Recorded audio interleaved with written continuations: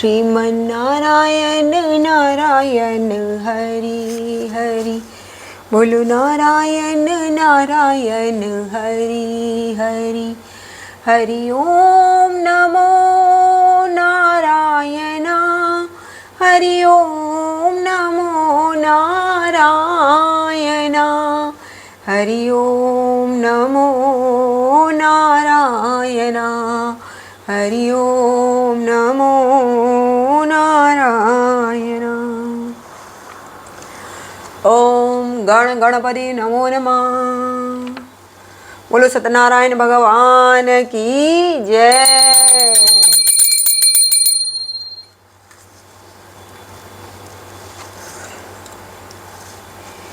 एक समय नैमिषारण्य तीर्थ में शौनकादि 88,000 ऋषियों ने श्री सूत जी से पूछा, हे प्रभु, इस कलयुग में वेद विद्या रहित मनुष्यों को प्रभु भक्ति किस प्रकार मिलेगी तथा उनका उद्धार कैसे होगा? इसलिए हे मुनि, कोई ऐसा तप कहिए जिससे थोड़े समय में पुण्य प्राप्त होवे तथा मनवांछित फल मिले। वह कथा सुनने की हमारी इच्छा है। सर्वशास्त्र ज्ञाता श्री सूत जी बोले, हे वैष्णवों, मैं पूज्य आप सब ने प्राणियों के हित की बात पूछी है। अब मैं उस श्रेष्ठ व्रत को आप लोगों से कहूँगा जिस व्रत को नारद जी ने लक्ष्मी नारायण से पूछा था और लक्ष्मीपति ने मुनिश्रेष्ठ नारद से कहा था, सो ध्यान से सुनो। एक समय योगीराज नारद जी दूसरों के हित की इच्छा से अनेक लोकों में घूमते हुए मृत्यु लोक में आ पहुँचे। यहाँ अनेक योनियों में जन्मे हुए प्राय सभी मनुष्यों को अपने कर्मों द्वारा अनेक दुखों से पीड़ित देखकर सोचा कि किसी यत्न के करने से निश्चय ही प्राणियों के दुखों का नाश हो सकेगा। ऐसा मन में सोचकर विष्णु लोक को गए। वहाँ श्वेत वर्ण और 4 भुजाओं वाले देवों के ईश नारायण को देखकर, जिनके हाथों में शंख चक्र गदा और पद थे तथा वरमाला पहने हुए थे, स्तुति करने लगे। हे भगवान, आप अत्यंत शक्ति से संपन्न हैं। मन तथा वाणी भी आपको नहीं पा सकती। आपका आदि मध्य अंत नहीं है। निर्गुण स्वरूप सृष्टि के आदि भूत व भक्तों के दुखों को नष्ट करने वाले हो। आपको नमस्कार है। नारद जी से इस प्रकार की स्तुति सुनकर विष्णु भगवान बोले, हे मुनिश्रेष्ठ, आपके मन में क्या है? आपका किस काम के लिए आगमन हुआ है? निसंकोच कहो।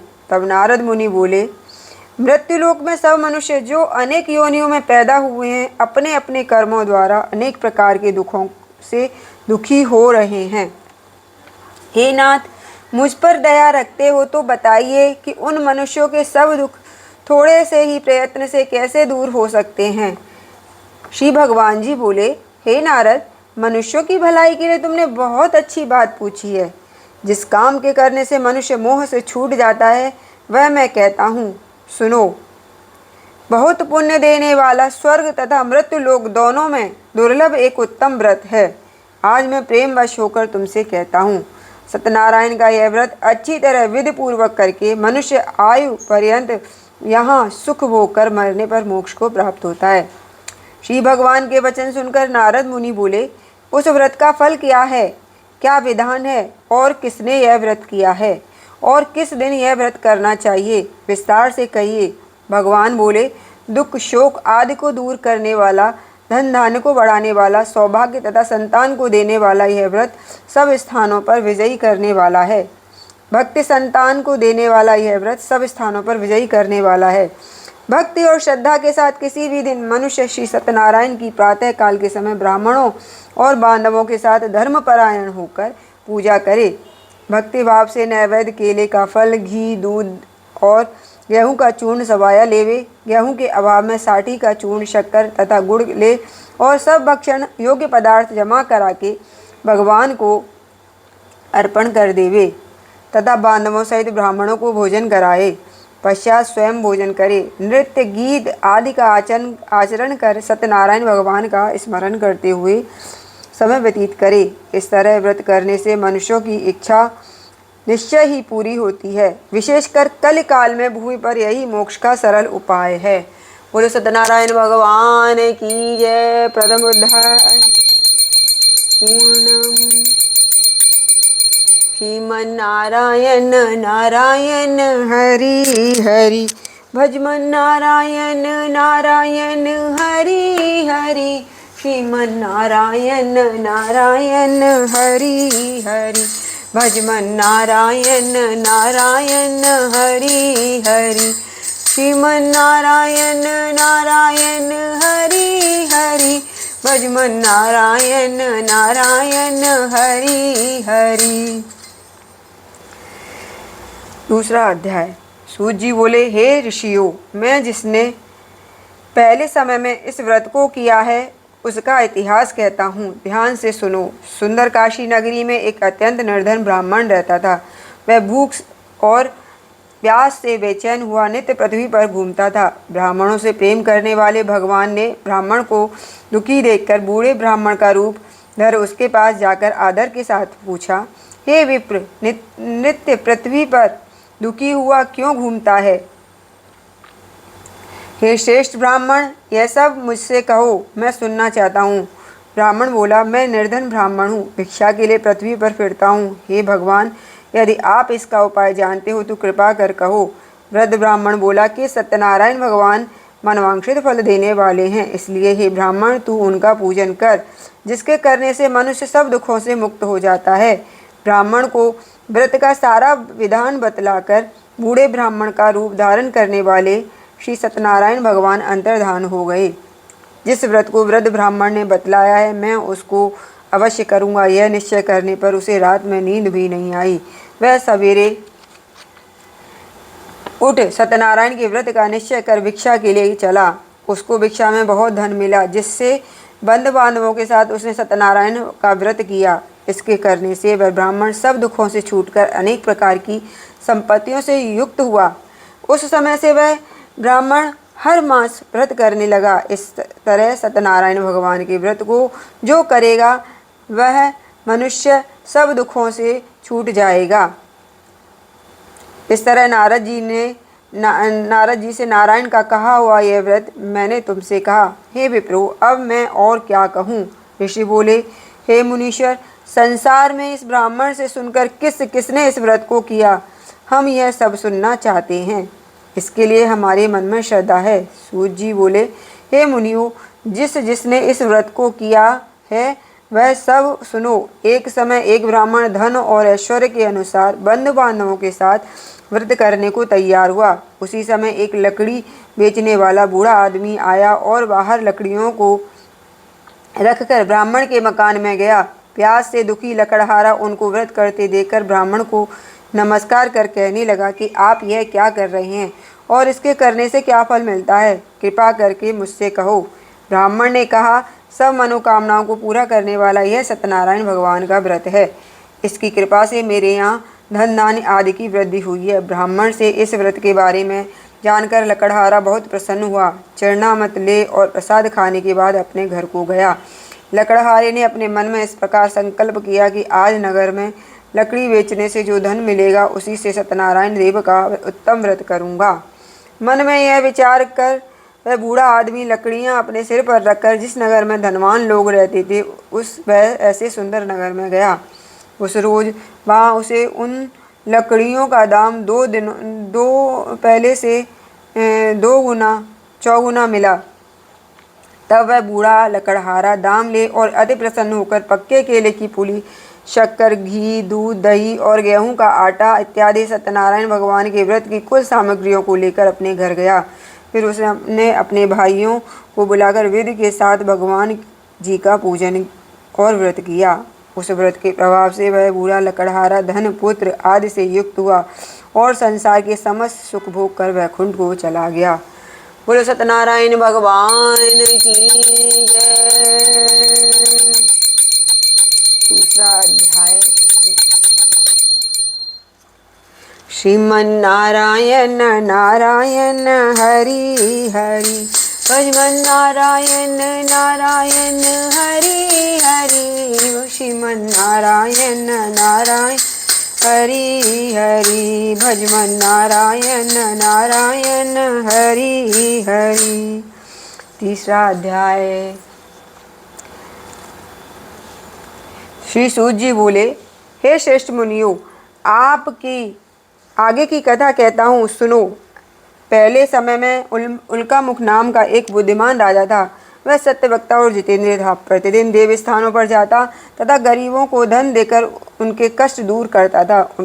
उसकी पत्नी कमल के समान मुख वाली और सती साध्वी थी। भद्रशिला नदी के तट पर वह उन दोनों ने श्री सत्यनारायण का व्रत किया। उस समय वहाँ एक साधु वैश्य आया। उसके पास व्यापार के लिए बहुत सा धन था। वह नाव को किनारे पर ठहराकर राजा के पास आ गया और राजा को व्रत करते हुए देखकर विनय के साथ पूछने लगा, हे राजन, भक्ति युक्त चित्त से यह आप क्या कर रहे हैं? मेरी सुनने की इच्छा है, सो आप यह मुझे बताइए। राजा बोला, हे साधु, अपने बांधवों के साथ पुत्र आदि की प्राप्ति के लिए यह महाशक्तिवान सत्यनारायण भगवान का व्रत व पूजन किया जा रहा है। राजा के वचन सुनकर साधु आदर से बोला, हे राजन, मुझसे इसका सब विधान कहो, मैं भी आपके कथा अनुसार इस व्रत को करूँगा।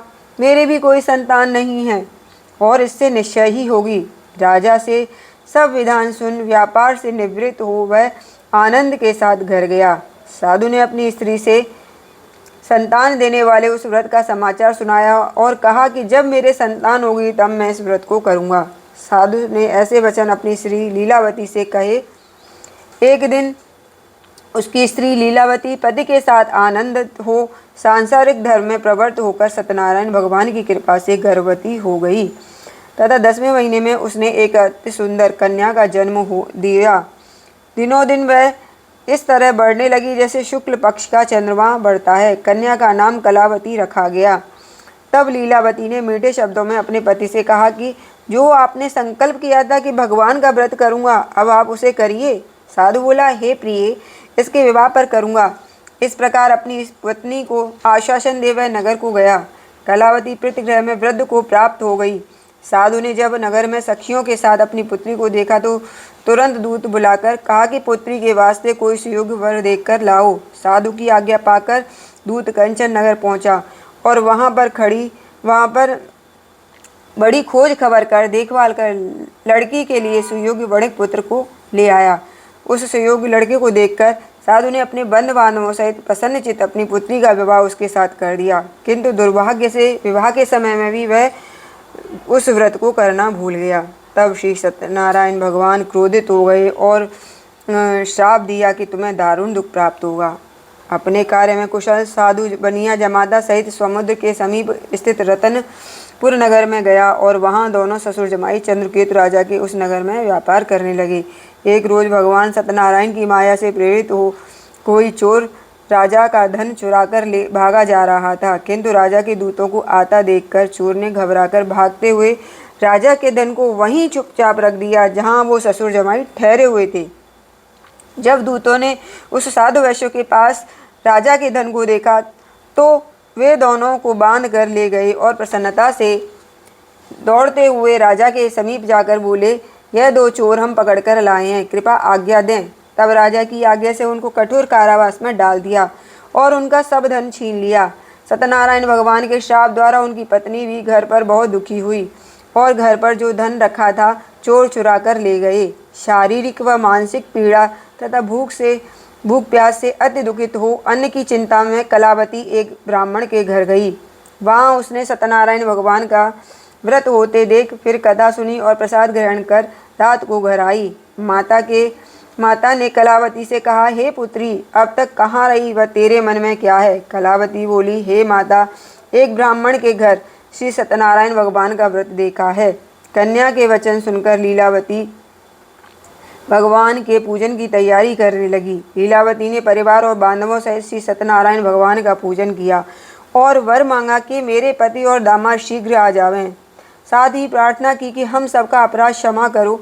सत्यनारायण भगवान इस व्रत से संतुष्ट हो गए और राजा चंद्रकेतु को स्वप्न में दर्शन देकर कहा, हे राजन, दोनों वैश्यों को प्रातः ही छोड़ दो और उनका सब धन जो तुमने ग्रहण किया है वो दे दो, नहीं तो मैं तेरा धन राज्य पुत्रादि सब नष्ट कर दूंगा। राजा से ऐसे वचन कहकर भगवान अंतर्धान हो गए। प्रातःकाल राजा चंद्रकेतु ने सभा में अपना स्वप्न सुनाया। फिर दोनों को वणिक पुत्रों को कैद से मुक्त कर सभा में बुलाया। दोनों ने आते ही राजा को नमस्कार किया। राजा मीठे वचनों से बोला, हे महानुभावो, भावी वश ऐसा कठिन दुख प्राप्त हुआ है, अब तुम्हें कोई भय नहीं। ऐसा कहकर राजा ने उनको नए नए वस्त्र आभूषण पहनाए तथा उनका जितना धन लिया था उससे 2 गुना धन देकर आदर सहित विदा किया और दोनों वैश्य अपने घर को चल दिए। बोलो सत्यनारायण भगवान की जय। श्रीमन नारायण नारायण हरि हरि, भजमन नारायण नारायण हरि हरि, श्रीमन नारायण नारायण हरि हरि, भजमन नारायण नारायण हरि हरि, श्रीमन नारायण नारायण हरि हरि। चौथा अध्याय प्रारंभ। सूत जी बोले, वैश्य ने मंगलाचार करके यात्रा आरंभ की और अपने नगर को चला। उनके थोड़ी दूर निकलने पर दंडी वेशधारी सत्यनारायण ने उनसे पूछा, हे साधु, तेरी नाम में क्या है? अभिमानी वणिक हंसता हुआ बोला, हे दंडी, आप क्यों पूछते हो? क्या धन लेने की इच्छा है? मेरी नाव में तो बेल और पत्ते भरे हैं। वैश्य का कठोर वचन सुनकर भगवान ने कहा, तुम्हारा वचन सत्य हो। दंडी ऐसा कहकर वहां से दूर चले गए और कुछ दूर जाकर समुद्र के किनारे बैठ गए। दंडी के जाने पर वैश्य ने नित्य क्रिया करने के बाद नाव को ऊंची उठी देखकर अचंभा किया और नाव में बेल पत्ते आदि देखकर मूर्छित हो जमीन पर गिर पड़ा। फिर मूर्छा खुलने पर अत्यंत शोक प्रकट करने लगा। तब उसका दामाद बोला कि आप शोक न करें, यह दंडी का श्राप है, अतः उनकी शरण में चलना चाहिए, तभी हमारी मनोकामना पूरी होगी। दामाद के वचन सुनकर साधु वणिक दंडी के पास पहुंचा और अत्यंत भक्तिभाव से नमस्कार करके बोला, हे भगवान, आपकी माया से मोहित ब्रह्मा आदि भी आपके रूप को नहीं जानते, तब मैं अज्ञानी कैसे जान सकता हूँ। आप प्रसन्न होइए, मैं सामर्थ्य के अनुसार आपकी पूजा करूँगा। मेरी रक्षा करो और पहले के समान नौका में धन भर दो। उसके भक्ति युक्त वचन सुनकर भगवान प्रसन्न हो उसकी इच्छा अनुसार वर देकर अंतर्धान हो गए। तब उन्होंने नाव पर आकर देखा कि नाव धन से परिपूर्ण है। फिर वह भगवान सत्यनारायण का पूजन कर साथियों सहित अपने नगर को चला। जब वह अपने नगर के निकट पहुंचा तब दूत को घर भेजा। दूत ने साधु के घर जाकर उसकी स्त्री को नमस्कार कर कहा कि साधु अपने दामाद सहित इस नगर के समीप आ गए हैं। ऐसा वचन सुन साधु की स्त्री बड़े हर्ष के साथ सत्यदेव का पूजन कर पुत्री से कहा, मैं अपने पति के दर्शन को जाती हूँ, तू कार्य पूर्ण कर शीघ्र आना। माता के ऐसे वचन सुनकर कलावती प्रसाद को छोड़कर अपने पति के पास गई। प्रसाद की अवज्ञा के कारण सत्यदेव ने रुष्ट हो उसके पति को नाव सहित पानी में डुबो दिया। कलावती अपने पति को न देखकर रोती हुई जमीन पर गिर गई। इस तरह नौका को डूबा हुआ तथा कन्या को रोता हुआ देख साधु दुखित हो बोला, हे प्रभु, मुझसे या मेरे परिवार से जो भूल हुई है उसे क्षमा करो।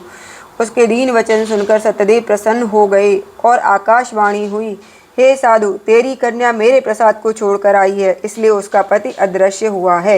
यदि वह घर जाकर प्रसाद खाकर लौटे तो उसका पति अवश्य मिलेगा। ऐसी आकाशवाणी सुनकर कलावती ने घर जाकर प्रसाद खाया, फिर आकर पति के दर्शन किए। तत्पश्चात साधु ने बंधु बांधवों सहित सत्यदेव का विधि पूर्वक पूजन किया। उस दिन से वह प्रत्येक पूर्णिमा को सत्यनारायण भगवान का पूजन एवं कथा करने लगा। फिर इस लोक का सुख भोग कर अंत में स्वर्गलोक को गया। बोलो सत्यनारायण भगवान की जय।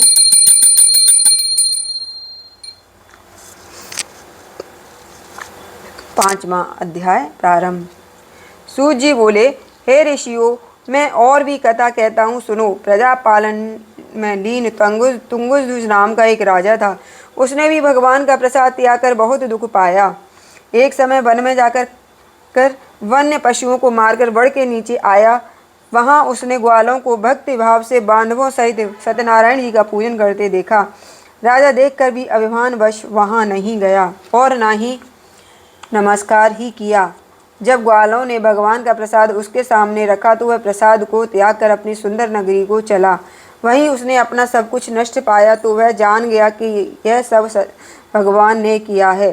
तब वह विश्वास कर ग्वालों के समीप गया और विधि पूर्वक पूजन कर प्रसाद खाया तो सत्यदेव की कृपा से पहले जैसा था वैसा ही हो गया। फिर दीर्घ काल तक सुख भोग कर मरने पर स्वर्गलोक को गया।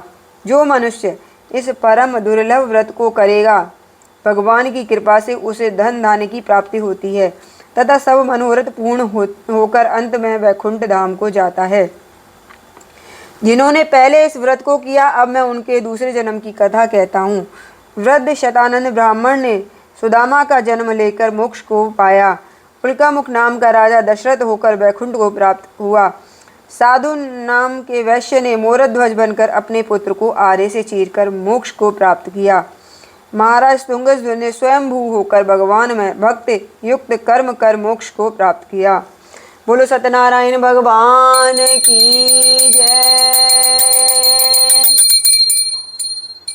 श्रीमन नारायण नारायण हरि हरि। बोलो नारायण नारायण हरि हरि। श्रीमन नारायण नारायण हरि हरि। भजमन नारायण नारायण हरि हरि। श्रीमन नारायण नारायण हरि हरि। श्रीमन नारायण नारायण हरि हरि। भजमन नारायण नारायण हरि हरि। श्रीमन नारायण नारायण हरि हरि।